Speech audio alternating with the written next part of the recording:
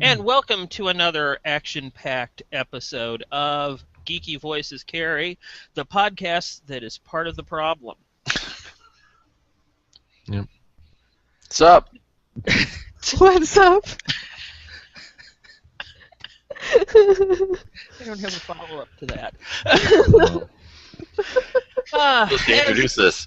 Hi, I'm David. As always, we are with the merry band of podcasters. David Rollins from Hey. From Canada. From Canada. From Canada. Which Bonjour. one day will be a state. Mark my words. Oh, I don't think so. And we'll get your only good export, Tim Horton. That would be worth it, yeah. And Eskimos. And Eskimos. What?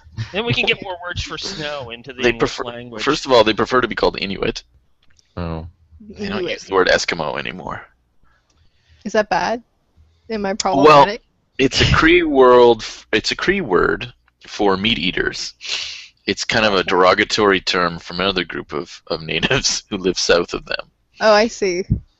So they don't like it. They call themselves Inuit, and they prefer to be then called they that. shouldn't have started using the word then, should they? They never did. It's just nobody asked them because they live way up north. They're like, wait, what? What are you calling us? All right, so also on this podcast is Josh Thompson Hey. and, of course, Stacy Delorfano. Hello. And despite that little bit about Eskimos and the Great White North, we're here to talk about conventions tonight. Yeah. There's Not, a segue for you. Not whale hunting conventions, but gaming conventions, yes. Ooh, whale hunting conventions, The Moby Dick Convention. Yeah. which you will find in Nagasaki, Japan. All right. Didn't they Now- stop? But, oh, never mind. Half of this panel has never actually been to a convention. I have not been to a convention. I live in the frozen north, and it is far too far and expensive for me to go to one. You have one in Toronto. You're not that far from Toronto. Oh man, that's so far. I've been to trade shows if that counts, but not really. Well, No. wait, I went to E3. Does that E3 count? counts. Okay, well, I've been to I'll one. count E3. Oh well, there was like a gaming con in the same building as a dance a dance competition. I was at. Dance competition? Yeah, I was at a dance competition in Niagara Falls, and I thought Were you breakdancing, David? no. Is that a pastime of Wait, yours? what do you do? Ballroom dancing? Pasadub. Photography. A bunch of cardboard out? I do ballroom dance, but that's not what I was there for. My daughter's a competitive dancer. Oh, nice. Oh yeah. It was kind of a weird thing though, having all the dancers and the gamers in the same because these guys are walking through the halls and their eyes are like bugging out of their like popping out of their heads, and I just want to say, yeah, she's 14. Yes. Keep walking. Yeah, it's always interesting when any sort of geek-related convention has to share a space. With something else, yeah. When I went to MegaCon a couple of months ago, the hotel I was at, it was sharing space. There was at one of the other Orlando convention centers was a cheerleading and dance convention. Why exactly they would have a convention, I'm not sure. Wow. But so yeah, you had comic geeks and you had middle school and high school age cheerleaders and dancers, and That seems like a boy. yeah, it was really fun watching like the cheerleading moms as they would see the crowds of cosplayers come through dressed in like steampunk costumes or as zombies or something like that. And Oh man. Yeah, I could see that. now, Stacy, you're going to Gen Con this summer for the first time. Correct. So, what are you expecting? What do you think Gen Con is going to be? A whole lot of people. That is an accurate answer. I'm actually wondering what I'm going to do there because I don't really have any desire to play convention games. It kind of freaks me out a little bit to play with strangers. I mean, like, you guys were strangers when I first met you, but it's different when you have the internet between you. Oh, okay. Then you can tell that none of us were wearing pants. Whereas it's pretty obvious. Oh man. I don't know thought why you guys I'm didn't just. know. Yeah, it's that awkward moment at a con game when the first person takes their pants off. You know? Mostly though, because I'm kind of socially quiet, so shy, I guess. So I like to watch things happen before I actually participate in them. So there's a chance that maybe next year I'd want to play in a game, but this year I want to mostly watch, observe, see some panels, kind of see how things are going, and you know, take in the convention atmosphere. Oh, that's. It's gonna be But a try smelly not to atmosphere. breathe, because yeah, I hear that it's pretty smelly. Yeah. Is it? Oh, it. Sweat. Yeah. Gamer funk. So is it kind of like the comic store, but worse? Yeah, because there's like, condensed. 5,000 of them. Oy. Okay. But at least you have the wonderful environment of Indianapolis, Indiana to keep you entertained. That's the other thing. It's like, why do I want Indiana? Why would I want to go to Indiana? That's You're the leaving only- California to go to Indiana. Right. I'm That leaving the seems tourist wrong. destination to go to Indiana. Yeah, which is not a destination It's like- of many. 50% of the awesome stuff in your country is stuffed into California, and you're gonna leave. Right. See, we're gonna stop by Chicago on our way home, though. So you know, Oh, nice. Chicago's a nice place. yeah. Yeah, I'd like to go there and do the Frank Lloyd Wright tour. So, Somebody else suggested I do that. yeah, actually, it is kind of fun. And take Maybe it was one you. of the It I was think me. it was me. Oh, I think I did too. And take one of the river tours. The river tours are a lot of River fun. tours are nice. Yes. Frank Lloyd Wright and River Tours. Will do. Yeah. So, as a woman, Oh boy. Oh, that's not a fair question. Oh, where's my X card? why is it not a fair She question? shouldn't, because She she is a shouldn't woman. have to answer on behalf of her gender. I'm not going to do That's that. why we have her here. Is That's it. I speak for all That's women. true. yeah. Remember, she I speaks- am the problem. She speaks for all women when she speaks. So, as a woman, what sort of things would you be looking for to make a game convention a happy place for you? It's not an unhappy place for me to start with. So, I think of what a lot of people when they start talking about these things, and they're talking about harassment, they're talking about stuff that goes on at conventions that shouldn't go on at conventions. To me, it's always been if something bad happens, you deal with it as best you can. I can't feel like I should hold the con responsible for something like that happening. But I don't know. I don't feel like I have any reason to need to be safe or unsafe or. Well, I purposely didn't say safe because I that's know. I know. because I mean, my opinion on the matter is that that you shouldn't be doing things that are against the law just because you're at a convention. Right. Right. And I don't know why there has to be more of a policy than if you do bad shit, you're going to get kicked out. Yeah.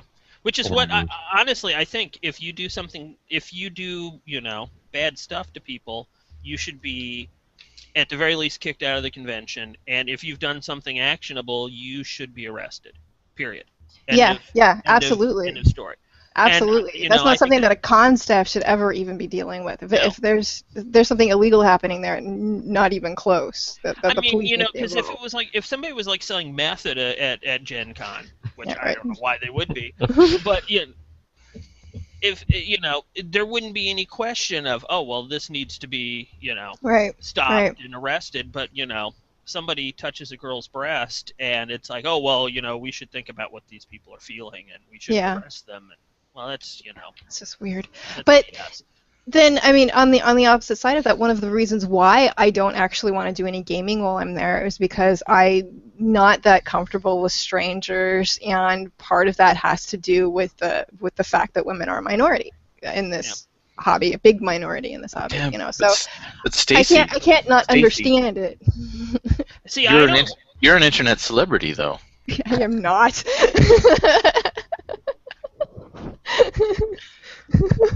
You're known by tens of people. Yeah, Tens there's of literally people. tens of people have watched you play Swords and Wizardry. Yeah. Tens of people. Oh man, they're gonna mob me. Actually, by now, over 300 people have probably watched us play Swords and Wizardry for some weird reason. So Wow, that's I haven't looked at the counts in a while, but it just actually, and I'm pretty certain that more people have watched us play Rifts than have watched us play. yeah, probably. And we did that completely wrong. If somebody who is not you comes up to me and says that they recognize me from a game of Rifts, I will give them $5. There you go, folks. Anybody going to Gen Con? Yeah. However, She will, however, steal your soul. and you have to be able to tell her what her character was. So Exactly. you have to prove Yes, that you have to prove that you actually watched it and not just said that you watched it. Yes, you'll have to name it. Yes. Exactly. All right. So You're since gonna need a float for Gen Con. since you were sensitive about my asking this question to Stacy, I'll ask you then, David. As a Canadian, what would make you happy at a convention? Well, Socialized medicine. my travel credit card covers me for medical while I'm in the States, so I'm good there. So you need what? Snow, beer, and hockey. I don't need snow. Oh my God, we hate snow. Why do you think so many of us live down there? No. What would I like in a convention?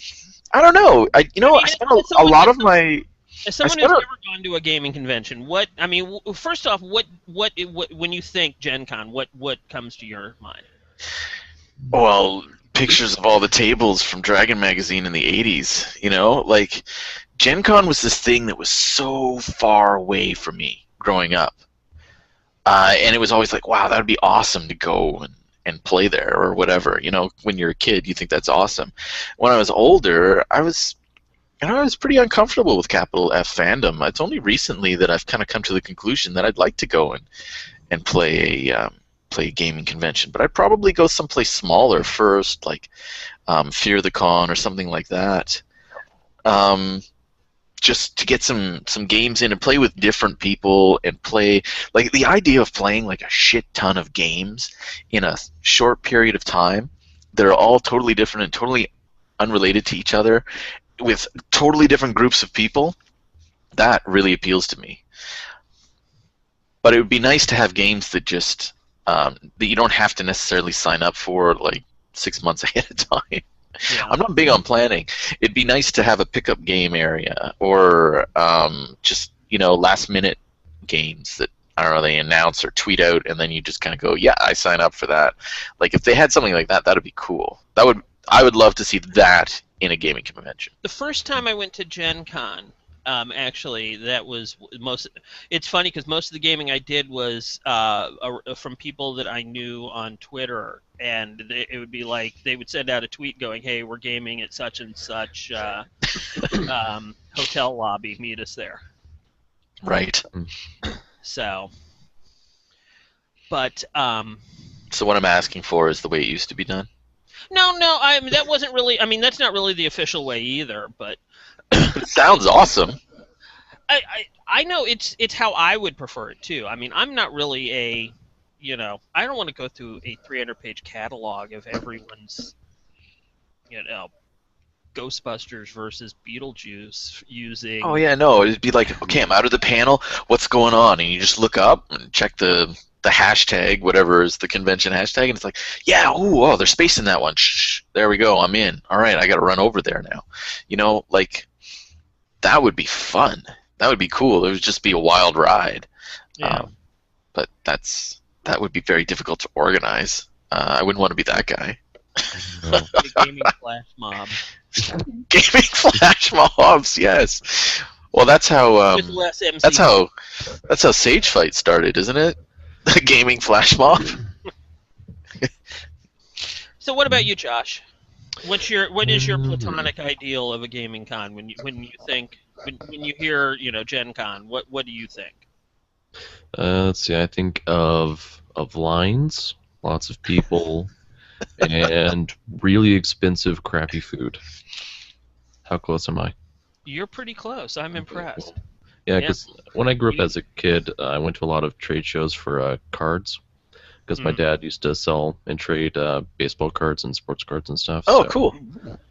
I went through a lot of that in a way, at least the selling part of it. So I kind of have that down, and it's not that interesting unless there's something that you particularly want, like really rare stuff. So I think for a gaming convention, it really would have to be focused on the gaming, and like David said, some of the stuff that would just be like things that you could just instantly hop into and just kind of go with the flow of it would probably be pretty awesome. Well, supposedly, I think that's the way Games on Demand is supposed Yeah, to I was gonna say, work. isn't that what that's I supposed don't to do? I don't think it works quite like that because I think it's like there's still sign-ups Oh, but Time. it's a lot more informal. It's like going, okay, we've got like 5 people now, so let's run a Dungeon World game No.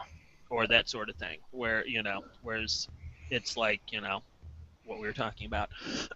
I don't know. I mean, I've been to gaming conventions of all sizes, from local cons to regional ones, all the way up to Origins and Gen Con, and I like them. And this is going to probably shock all of you and anyone that knows me, but I go to conventions primarily for social reasons. Oh. yeah. There's What? a big part of that for me too. This time around, especially. Yes, I know you think it's funny, David. Well, it's just you love people so I know, much. I love people. That's why I don't play in convention games. Is He's because almost I an don't like extrovert. people. Also, because there's so many people, you can spend like just that amount of time that you'd like to with a new person, and then move on to another one. Is that how that works? Yeah. Oh, okay. That's right. No, actually, I mean, I don't have problems with socializing with people. I just don't like people. Those are different issues. That is very true. Yeah, I mean, Stacy will be able to vouch when we finally all meet, and I am a fairly social individual. I just don't like people. So Yeah, I get that. I don't know Yeah. why David and Josh don't. They're just I being. do. I get it. David It's that just- was laughing. It was all David. Oh, okay, it's all I David. just, it was all I just enjoy making fun of him, I see. But, I see. Okay. and his contradictions make him enjoyable, but they also make him an easy target. Yeah, but I never said it was going to be, easy. But no, I mean, like I said, I go primarily for social reasons. It's cool to, the people that I actually do want to interact with. It's nice to get an opportunity to interact with them face to face rather than through a computer. Yeah. It's nice for shopping because you're always going to find things that you aren't going to find anywhere else Yeah. at the big cons. That's a big part of it that I'm looking for is doing the shopping part, because I love looking at things and things that are all like centered around the one big thing that I like. That's awesome. Yeah. Right? I expect the vendors floor should be a lot of fun too, just because you get to talk with the designers. Yeah. A lot, especially the small press guys, they would be there because who else is going to do it for them? They can't hire awesome PR people like Wizards of the Coast can. Yeah. So, You know one of the things I hate most about being a gaming blogger is dealing with the frickin' Wizards of the Coast PR people. really? Oh, Really? They not hire good PR people? No, I'm sure they're perfectly. Well, I don't like really any PR people, because I just think that PR is one of those jobs where you couldn't really get a job at something like being a writer or being a creative person or something like that. So Or you just didn't want to be broke. yeah, so instead you ended up becoming a PR person. But no, the problem with the Wizards of the Coast PR people is they're a PR firm and they don't Yeah. know They're what not the hell. Yeah, and I'll ask questions and it's like Spin. yeah, I Catchphrase spin. This isn't in No. my manual. No, most of the time it's just I don't know. it's like I'm not sure what you're even saying. It's like, and something Gonna get back to you on that. I've been dealing with for like 2 or 3 years, and it's like you would think by now you would have started to pick up some of these things, but Wow. I Wow. look forward to seeing what the big PR fiasco that they pull off this year, because the last time I was at Gen Con, the big PR thing was when they announced the first ever city setting in an RPG. Mm-hmm. What? Yeah, Wizards of the Coast. It was yeah, what was it? It was because it was in. It helped me, Josh, because it was it was part of the video game stuff too. It wasn't Neverwinter, was it? Was it? Yeah, it might have been when they first launched Neverwinter, because and then it was part of a big initiative with the game lines, and they were like the first ever RPG city setting. It's like Really? Really? Yes. Wow. From Wizards of the Coast. No. Oh. Well, it wasn't Serious? even. It wasn't even. That's the problem, is that it wasn't even the first from Wizards of the Coast, They've had them before. let alone the first ever. I mean, Like, did they Oh my even God. glance at their back catalog? No, probably not. no, apparently not, because I know 'Cause that when I remember owning a box called City System. You did not own that. They will Yeah. come to your house and murder you. Oh, I sold Shut it you up. before I moved. Yeah, Before I moved to the Toronto area, I sold it. You have no- You don't know. so you actually have no proof that this city thing existed. Oh, Making I it can find up. you. I can find you pictures on the internet in about 2 seconds. Because nobody ever thought of that before. Or I could Ever. just pick up, something else that has a But yeah, city that's- system. Like Neverwinter, that's been around for 30 Like- years. Waterdeep or Maybe it Lankmar. was Waterdeep. Or I can't remember. That's I think it was. I think you're right. I think it was Waterdeep. yeah, but Waterdeep has already been published like 3 or 4 times. That's My the- favorite was the very small guide, the little digest-sized guide for Waterdeep. That and a handful of notes basically worked exactly like the Bornheim book for me.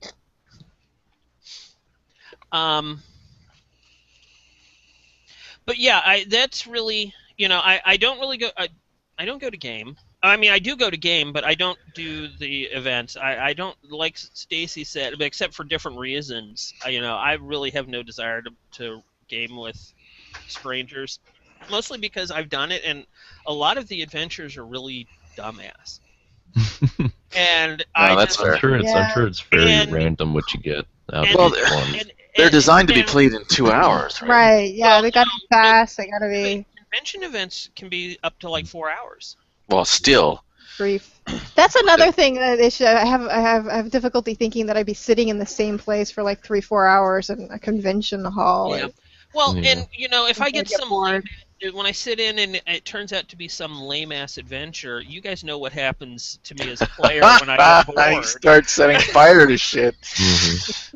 When you're in the dungeon fighting orcs, yeah. So Hmm. That's bad news. It is. I'm really surprised I'm allowed to play in conventions, but I've run convention events, but I've never written a convention event. I ran a long time ago. I ran some RPG events Mhm.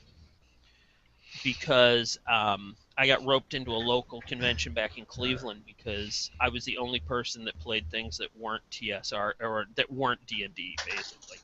Mm. So I ended up running Marvel Superheroes, Dream Park, and Paranoia. Paranoia is a good con game. Well, I'd never actually run Paranoia, and the other Wow. the other games I'd at least run.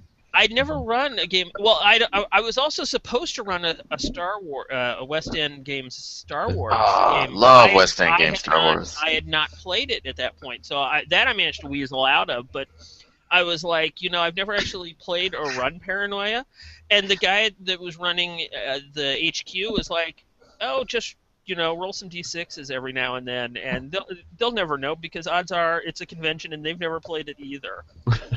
So how did that work out? Actually, we had a lot of fun.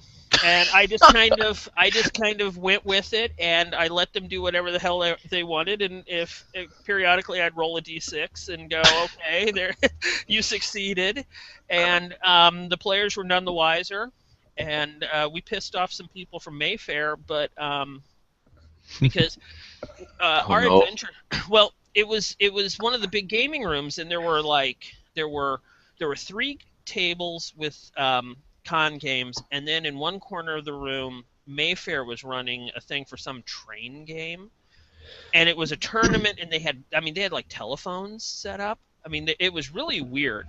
Tournament for a train game? Yeah, I didn't quite understand it, but our game was the Paranoia game. It was a lot of fun. The characters were all knockoffs of the classic Justice League, Oh, nice. and they had all these. They were testing devices for the computer, which never leads to anything good. But one of the things that the characters had was a giant drilling machine. It was like a semi truck with a drill on the front of it. And they took the person that wrote this took the fact that it was you only had like 3 hours, so it was a timed event. And basically, if the characters did not succeed at their mission in 3 hours, they were all going to die. So when it got down to the wire, one of the players went, "Hey, we've got a drilling machine. Why don't we just activate it, drill through Alpha Complex, and get right to where we need to be, and then we finish it up?" So I'm like, and I'm always one for rewarding player creativity, and so I'm like, sure. But as they're on this, I make them all start yelling because they can't, so they can hear each other over the noise the Oh drilling my machine is god. making. So we start getting louder, and then the other two groups have to get louder to be heard over us, which means that we all have to get louder to be heard over. And so then all of a sudden you've got 3 tables of gamers all yelling at each other. Oh my god. And the Mayfair people are back in the corner trying to run their event, and they got pissed off. And apparently I came really close to getting thrown out of the convention because I was disturbing. Somehow they figured out I was the instigator, and That's interesting. they tried to get me. They complained and tried to get me thrown out of the convention. I'm just impressed that they were able to figure that out. Yeah, well, Because the chaos of something like that, like, it just seems unlikely. yeah, They must have been watching you to begin with. somebody must have seen when I started making my players yell, and it just went downhill from there. But it was a lot. Everyone had fun, and that's really what's important. That's funny. Because it would be easier to pick up West End Games Star Wars and just run that instantly. But yeah, so I mean, like I said, so I tend when I do gaming at the convention, I tend to do things like after hours or in the hotel or something like that, because one we don't have to worry about some random moron wandering in, and 2, we can have adult beverages, which you can't really do on the floor of the convention. So. Oh, that's true. And pants are optional. Pants are optional. Yep. Just Especially like in once the online beverages come in.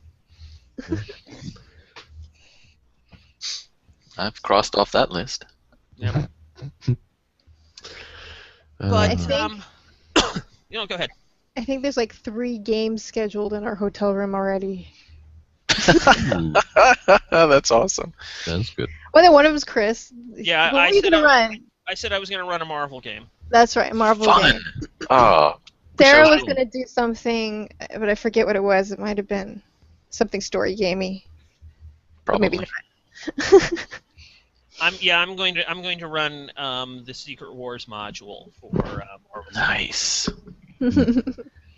because that it's something that allows everyone to cut loose, and it doesn't really matter if there's no repercussion. Well, there wouldn't be any repercussions anyway, but I always wanted to do a Marvel like a classic Marvel campaign and start with the Secret War, and see just how messed up that players can screw with continuity.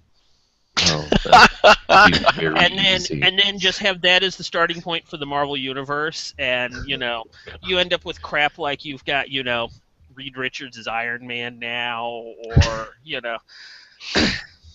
Thor is dead, or something, or Thor has the Venom symbiote. That would be kind of cool.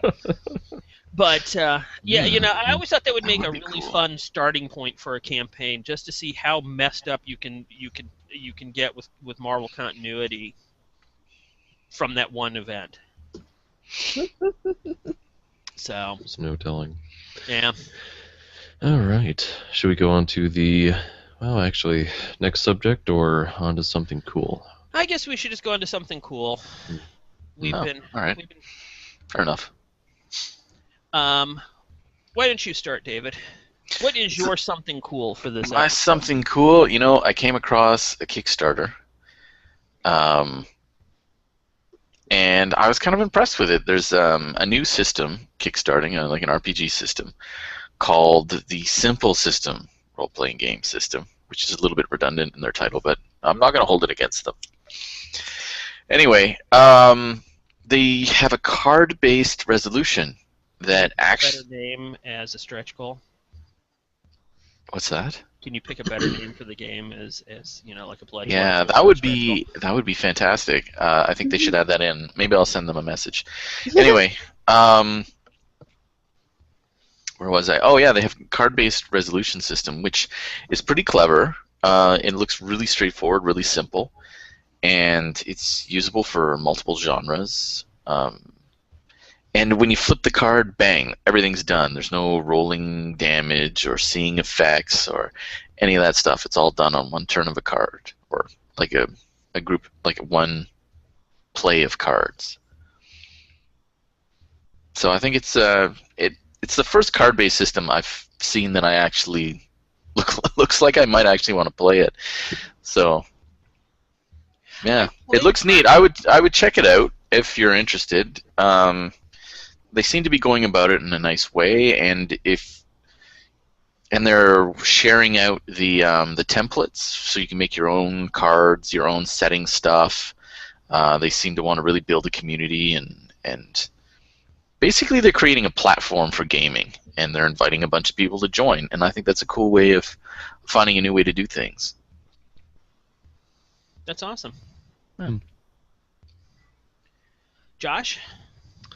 Let's see. As Josh does his usual scramble around and see what's on one of his screens. Yeah, pretty much. Well, there is one.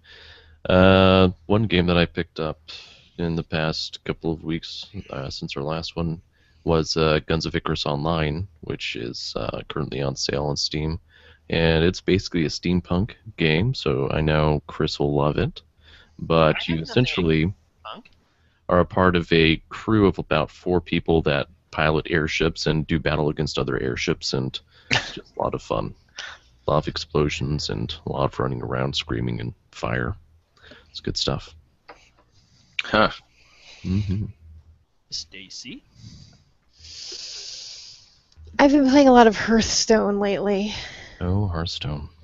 Yes. What's that? That's fun.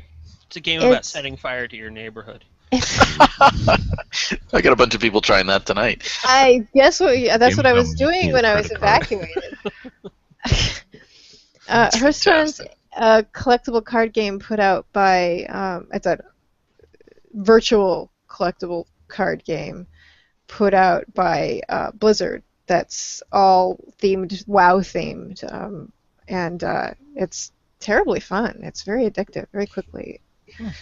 And I've got a couple of okay decks, and I've spent maybe a couple bucks on it. That's it. But it's pretty cool. You can go into these arenas. There's different types of play. One of the places you can go into an arena, and what you do is you build a deck. You choose a class, and then you build a deck through. They give you 3 choices each time until you have all 30 cards in your deck, and then you battle it out with other players in the arena to see how many games you can actually win.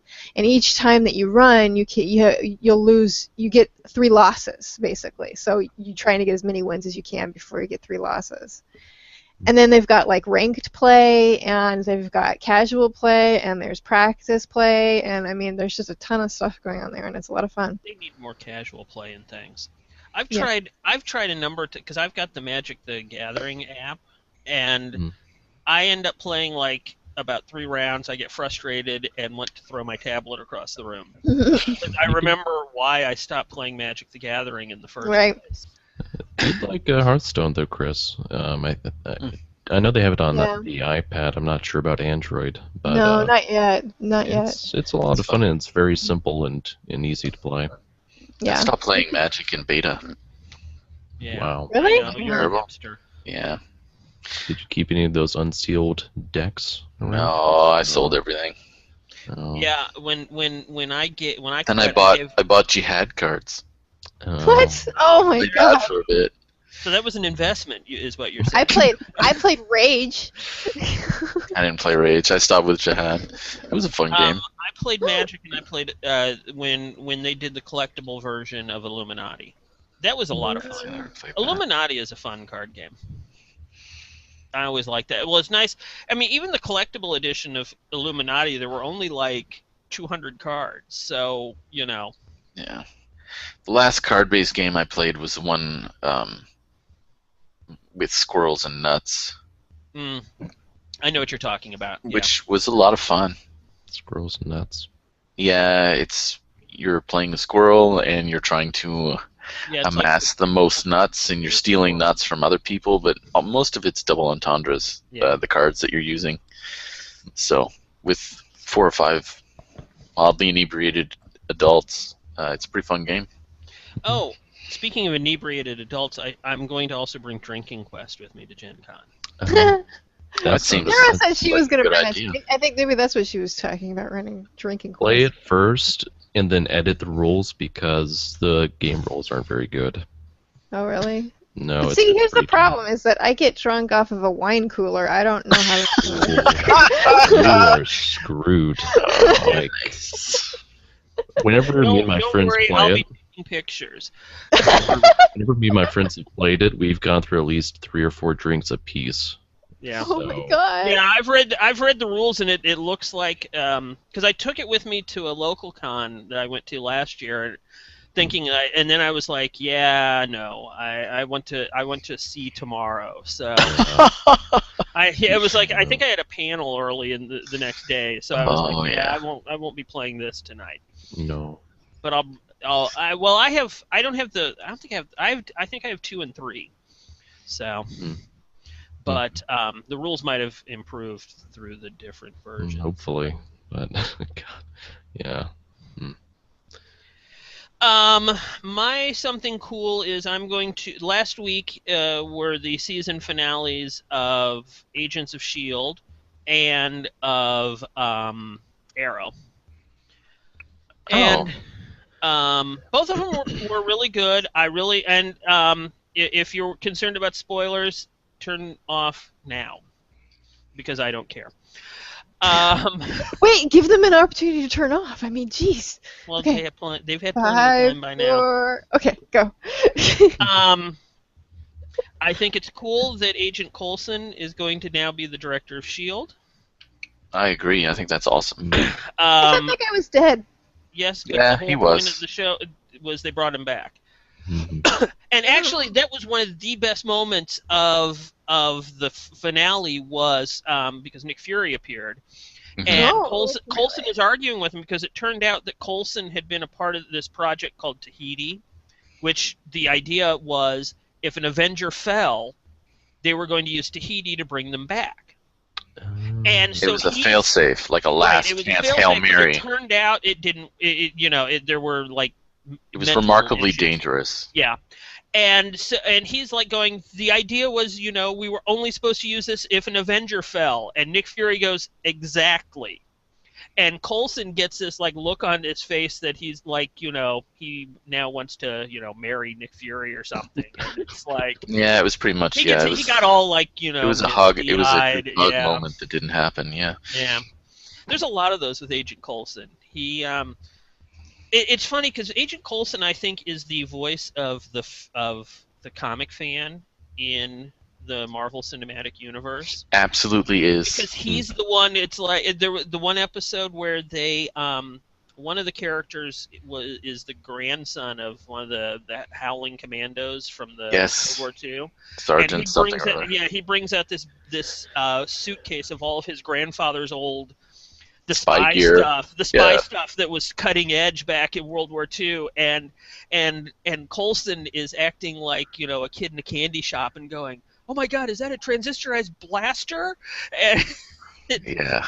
So I mean, it one of the things that I've liked as the first season went was, no matter what happened, he managed to keep that sort of that optimism, the boyish glee. Yeah.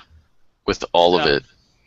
Yeah, even after discovering that he was brought back to life and it was a horrible thing and it probably screwed up his mind forever, but he still has that optimism towards the world, and I just thought that was a fantastic thing. It's probably the only thing keeping him going, right? Because the other guys who went crazy, probably didn't have that. Yeah, that's probably it. So. But yeah, I really, I've been saying along, I've really enjoyed the show all along. I think a lot of the flack that it got was unwarranted. All the people that were expecting it to be full of superheroes or what was that? That's crazy. It's called Marvel Agents of S.H.I.E.L.D., which are just a bunch of guys in over their head all the time.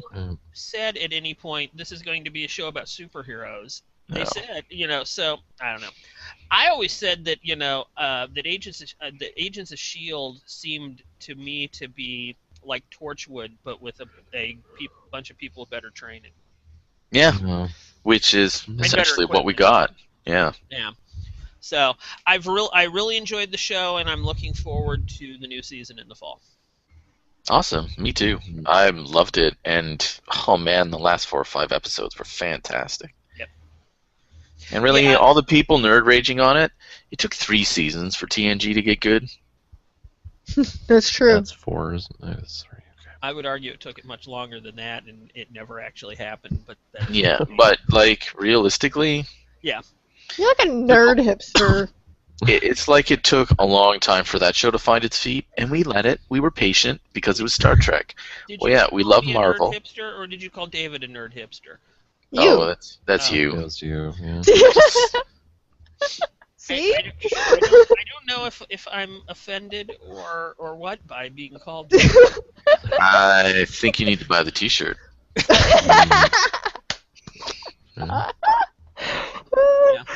It'll just say nerd hipster and have really bushy eyebrows over it. I think I was hearing or something.